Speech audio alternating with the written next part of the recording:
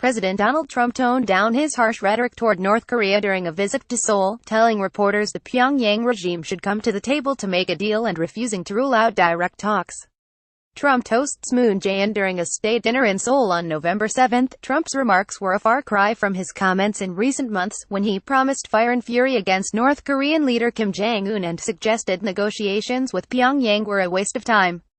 With his remarks, Trump went further than he has before, amid the recent tensions, in saying he was open to engaging with Kim's regime. "I really believe that it makes sense for North Korea to come to the table and to make a deal that's good for the people of North Korea and the people of the world," Trump said at a briefing alongside South Korean President Moon Jae-in. "I do see certain movement, yes, but let's see what happens."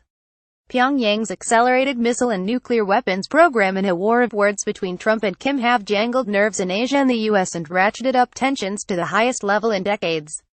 Nowhere is that anxiety felt more acutely than in Seoul, with the metropolitan area of more than 25 million people and a location in striking range of the regime's hundreds of artillery guns.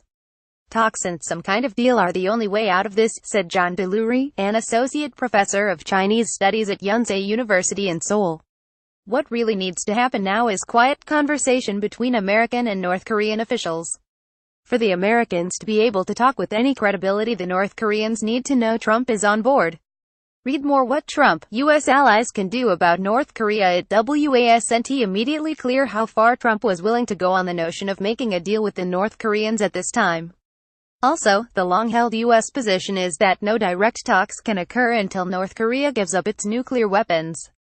North Korea has said it won't negotiate away its nuclear weapons unless the U.S. drops its hostile policy toward the nation and offers security guarantees. Even as he spoke of negotiations, Trump also reminded North Korea that the U.S. had 3 aircraft carriers in position along with a nuclear submarine. "We have many things happening that we hope in fact they'll go a step further. We hope to God we never have to use," he said. Moon said the two countries had agreed to lift the limit on payloads on South Korean missiles and expand rotational deployment of strategic assets. They also plan to start talks over selling high-end military surveillance assets to South Korea, he said. "Trump and I have reaffirmed our existing strategy of pushing for sanctions and pressure until North Korea gives up its nuclear talks and comes to the path of dialogue," he said. Kim Jong-un expected to cast long shadow over Trump's Asia trip. A senior South Korean government official told reporters in a background briefing that South Korea is considering the purchase of nuclear-powered submarines. The official, who asked not to be identified to discuss the talks, said the two leaders hadn't spoken a single word about revising South Korea's free trade agreement with the U.S. Trump previously has complained the trade pact was unfair to the U.S. More recently, however, he has said any renegotiation can wait as the two nations work together to solve the North Korea problem. Trump's comments appear likely to sow further confusion about the U.S. stance toward North Korea. In early October, he tweeted that he had told Secretary of State Rex Tillerson that he is wasting his time trying to negotiate with Little Rocket Man, his derisive name for Kim.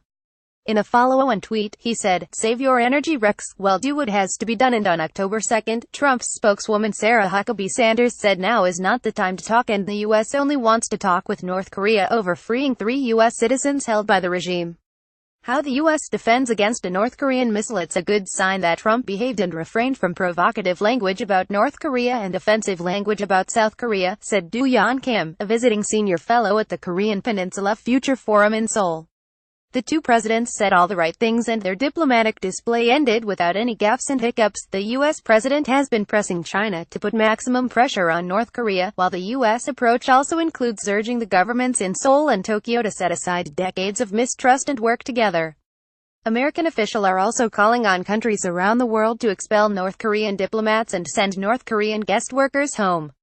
Trump, who is heading to Beijing on Wednesday for a state visit, said China had been very helpful on North Korea, and that getting countries such as Russia on board would help things happen quickly. All nations must implement UN Security Council regulations and cease trade and business entirely with North Korea, Trump said.